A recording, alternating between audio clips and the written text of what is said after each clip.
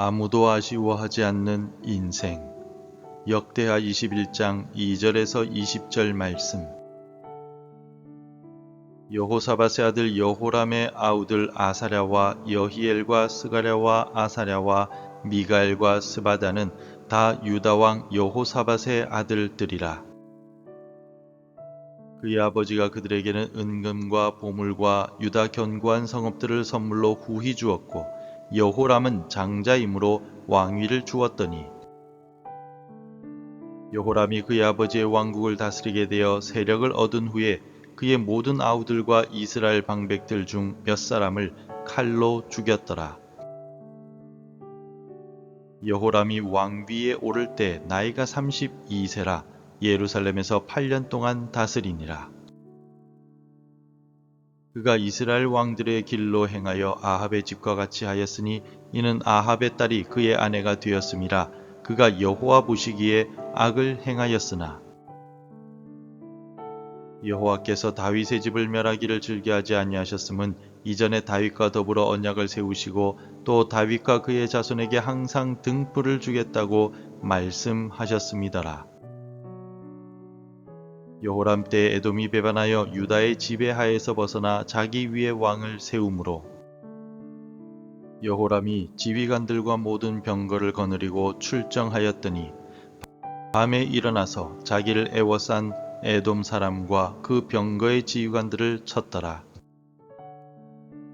이와 같이 에돔이 배반하여 유다의 지배하에서 벗어났더니 오늘까지 그러하였으며, 그때 림나도 배반하여 여호람의 지배하에서 벗어났으니 이는 그가 그의 조상들의 하나님 여호와를 버렸음이더라. 여호람이 또 유다 여러 산에 산당을 세워 예루살렘 주민으로 음행하게 하고 또 유다를 미혹하게 하였으므로 선지자 엘리야가 여호람에게 글을 보내어 이르되, 왕의 조상 다윗의 하나님 여호와께서 이같이 말씀하시기를 내가 내 아비 여호사밧의 길과 유다 왕 아사의 길로 행하지 아니하고 오직 이스라엘 왕들의 길로 행하여 유다와 예루살렘 주민들이 음행하게 하기를 아합의 집이 음행하듯 하며 또 내 아비 집에서 너보다 착한 아우들을 죽였으니 여호와가 내 백성과 내 자녀들과 내 아내들과 내 모든 재물을 큰 재앙으로 치시리라. 또 너는 창자의 중병이 들고 그 병이 날로 중하여 창자가 빠져나오리라 하셨다 하였더라. 여호와께서 블레셋 사람들과 구스에서 가까운 아라비아 사람들의 마음을 격동시키사 여호람을 치게 하셨으므로 그들이 올라와서 유다를 침략하여 왕궁의 모든 재물과 그의 아들들과 아내들을 탈취하였으므로 막내 아들 여호아하스 외에는 한 아들도 남지 아니하였더라. 이 모든 일 후에 여호와께서 여호람을 치사 능히 고치지 못할 병이 그 창자에 들게 하셨으므로 여러 날 후 2년 만에 그의 창자가 그 병으로 말미암아 빠져나오매 그가 그 심한 병으로 죽으니 백성이 그들의 조상들에게 분향하던 것 같이 그에게 분향하지 아니하였으며, 여호람이 32세에 즉위하고 예루살렘에서 8년 동안 다스리다가 아끼는 자 없이 세상을 떠났으며, 무리가 그를 다윗성에 장사하였으나 열왕의 묘실에는 두지 아니하였더라. 여러분, 혹시 장례식에 갔는데 아무도 슬퍼하지 않는 모습을 본 적이 있으십니까? 고인에 대한 좋은 추억을 이야기하는 사람도 없고 그저 장례식이 빨리 끝나기만을 바라는 듯한 분위기. 상상만 해도 참 씁쓸하고 안타까운 모습입니다. 오늘 우리가 함께 나올 성경의 인물 남유다의 왕이었던 여호람의 마지막이 바로 그러했습니다. 성경은 그의 죽음을 이렇게 기록합니다. 쉬운 성경에는 그가 아끼는 자 없이 세상을 떠났으며 라고 기록합니다. 여호람은 여호와는 존귀하시다 라는 뜻이며 그는 한 나라의 왕이었습니다. 아버지는 위대한 왕 여호사밧이었고 아내는 막강한 권력을 가진 북이스라엘 아합 왕의 딸이었습니다. 세상적으로 보면 모든 것을 다 가진 사람이었습니다. 그런데 그의 인생의 마지막은 아무도 아쉬워하지 않는 철저히 실패한 인생이었습니다. 왜 이렇게 비참한 마지막을 맞이하게 되었을까요? 오늘 말씀을 통해서 하나님을 떠난 인생이 어떻게 무너지게 되는지, 그리고 우리는 어떻게 가치 있고 복된 인생을 살 수 있는지 함께 은혜를 나누기를 원합니다. 여호람은 왕이 되자마자 자신의 동생들을 칼로 모두 죽여버립니다. 자신의 왕위를 굳건히 하기 위해서였습니다. 어쩌면 세상의 관점에서는 아주 똑똑하고 결단력 있는 행동처럼 보일 수도 있습니다. 경쟁자를 제거하고 권력을 독점하는 것, 세상의 성공 공식처럼 보입니다. 그는 아합의 딸과 결혼하며 정치적인 안정을 꾀했고 아버지가 쌓아놓은 부와 명예를 모두 물려받았습니다. 그러나 성경은 명확하게 평가하고 있습니다. 6절 말씀입니다. 그가 이스라엘 왕들의 길로 행하여 아합의 집과 같이 하였으니 이는 아합의 딸이 그의 아내가 되었음이라. 그가 여호와 보시기에 악을 행하였으나. 여호람의 모든 행동의 중심에는 하나님이 없었습니다. 오직 자신의 탐욕과 안정, 성공만이 있었을 뿐입니다. 이것이 바로 여호람 비극의 시작이었습니다. 하나님 없이 스스로의 힘으로 쌓아 올린 성공은 결국 시기와 다툼, 폭력과 죽음을 낳는 모래성과도 같습니다. 오늘 우리도 마찬가지입니다. 하나님보다 내 성공, 내 자녀의 성공, 내 안정을 더 중요하게 여기는 순간부터 우리는 여호람의 길에 들어서게 되는 것입니다. 하지만 우리 주 예수 그리스도는 어떠하셨습니까? 예수님은 하나님의 아들이시며 만왕의 왕이셨지만 자신의 왕좌를 지키기 위해 누군가를 해치지 않으셨습니다. 오히려 우리를 살리시기 위해서, 우리를 하나님의 자녀 삼으시기 위해서 자신의 생명을 십자가에 내어 주셨습니다. 여호람이 자기 성공을 위해 형제를 죽였다면 예수님은 우리를 형제 삼기 위해서 스스로 죽으셨습니다. 이것이 세상의 방식과는 다른 하나님의 방식, 복음의 능력입니다. 하나님을 떠난 여호람의 인생은 내리막길을 걷기 시작합니다. 믿었던 동맹국 에돔이 배신하고 림나가 배반합니다. 심지어 블레셋과 아라비아 사람들이 쳐들어와 왕궁의 모든 재물과 그의 아들들, 아내들까지 다 빼앗아 갑니다. 막내 아들 하나만 남고 모든 것을 잃어버렸습니다. 형제들 죽이면서까지 지키려 했던 그 왕의 자리, 그 안정, 그 부귀영화가 한순간에 모두 사라져버린 것입니다. 10절 말씀입니다. 이와 같이 에돔이 배반하여 유다의 지배하에서 벗어났더니 오늘까지 그러하였으며 그때 림나도 배반하여 여호람의 지배하에서 벗어났으니 이는 그가 그의 조상들의 하나님 여호와를 버렸음이더라.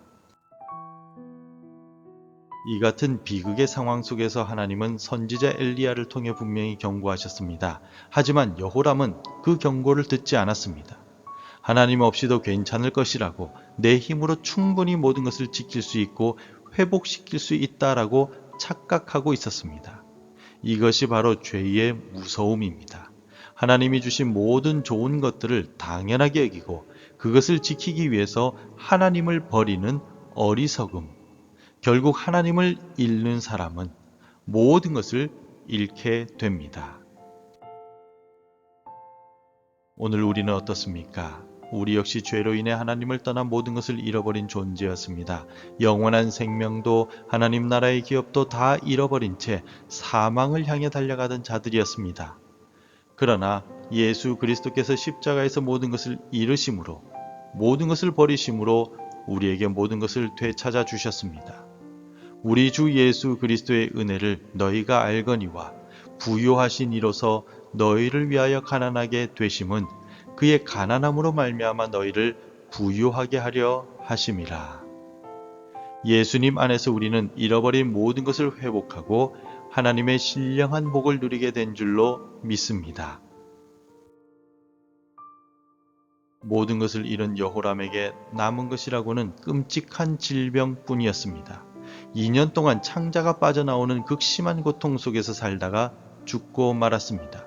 그런데 그의 죽음은 더 비참했습니다. 20절을 함께 읽겠습니다. 여호람이 32세에 즉위하고 예루살렘에서 8년 동안 다스리다가 아끼는 자 없이 세상을 떠났으며 무리가 그를 다윗성에 장사하였으나 열왕의 묘실에는 두지 아니하였더라. 유다 백성들은 여호람의 죽음을 위해서 향을 피우지 않았습니다. 왕들의 묘실에 장사되지도 못했습니다. 그리고 오늘 설교의 제목처럼 아무도 그의 죽음을 아쉬워하지 않았습니다. 그가 평생 그토록 지키려고 했던 왕의 명예, 그가 그렇게 원했던 영광은 온데간데 없이 사라지고 허무함과 수치함, 잊혀짐만 남았습니다. 이것이 바로 하나님을 대적하고 자기 욕심대로 살았던 인생의 마지막입니다. 하나님 없는 인생의 결국은 아무리 화려해 보여도 결국에는 허무와 수치뿐임을 성경은 분명히 우리에게 보여주고 있습니다. 그러나 우리 주 예수 그리스도의 마지막은 달랐습니다. 십자가에서 가장 수치스럽고 고통스러운 죽음을 맞이하셨지만 하나님은 그를 죽은 자 가운데서 다시 살리시고 모든 이름 위에 뛰어난 이름을 주셨습니다. 예수님의 죽음은 실패가 아니라 승리였습니다. 우리를 위한 영원한 속죄를 이루시고 사망 권세를 깨뜨리신 영광스러운 죽음이었습니다. 이제 누구든지 예수를 믿는 자는 여호람과 같은 비참한 죽음이 아니라 주님과 함께 영원히 사는 영광스러운 부활에 참여하게 될 것입니다. 말씀을 맺겠습니다. 여호람은 모든 것을 가졌지만 하나님이 없었기에 모든 것을 잃었고 아무도 아쉬워하지 않는 비참한 인생으로 끝났습니다. 그의 이야기는 오늘 우리에게 중요한 질문을 전해주고 있습니다. 여러분의 인생 중심에는 무엇이 있습니까? 여러분은 무엇을 위해 살아가고 있습니까? 여러분의 인생 마지막에 사람들이 여러분을 어떻게 기억하기를 원하십니까? 혹시 지금 여호람처럼 내 힘으로 내 인생을 지키려고 애쓰고 있지는 않습니까? 하나님보다 돈과 성공, 명예를 더 의지하고 있지는 않습니까? 그렇다면 오늘 이 새벽에 돌이키십시오. 여호람의 길에서 돌이켜 예수 그리스도께로 나아오십시오.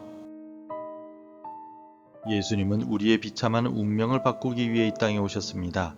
예수님은 우리의 죄를 대신해 저주를 받으시고 우리에게 영원한 생명과 하늘의 영광을 주셨습니다. 예수님 안에 있을 때 우리의 인생은 더 이상 허무하지 않습니다. 하나님과 사람들에게 기억되는 가치 있는 인생, 영원한 소망으로 가득 찬 복된 인생이 되실 줄로 믿습니다. 오늘 하루 세상의 성공이 아닌 오직 예수 그리스도를 붙들고 살아가는 저와 여러분이 되시길 바랍니다. 그리하여 우리의 마지막이 아무도 아쉬워하지 않는 인생이 아니라 참 잘 살았다, 그 사람 때문에 우리가 행복했다라고 많은 사람들이 기억해주고 무엇보다 우리 하나님께서 착하고 충성된 종아 잘하였도다라고 칭찬하시는 복된 인생이 되기를 주님의 이름으로 축원합니다. 기도하겠습니다. 사랑의 하나님, 지금껏 우리도 여호람과 같이 주님보다 세상의 성공과 안정을 더 의지하며 살아왔음을 고백합니다. 우리를 불쌍히 여겨주시고 용서하여 주옵소서. 이제부터는 우리의 비참한 인생에서 영원한 생명을 주시기 위해 십자가에서 죽으신 예수님의 사랑에 감사하며 살아가기로 결단합니다. 오늘 하루도 오직 예수님만 따라가는 삶이 되게 인도해 주옵소서. 예수님의 이름으로 기도드립니다. 아멘. 계속해서 함께 기도해 주시기 바랍니다. 나의 마음과 생각이 오직 예수님께만 향하게 하소서. 세상의 가치가 아닌 복음의 능력으로 살아가게 하소서. 주님 앞에 섰을 때 착하고 충성된 종이라 칭찬받게 하소서. 하나님의 말씀으로 하루를 시작하는 은혜를 주옵소서. 오늘도 말씀대로 살아가며 열매 맺는 하루가 되시기를 축복합니다.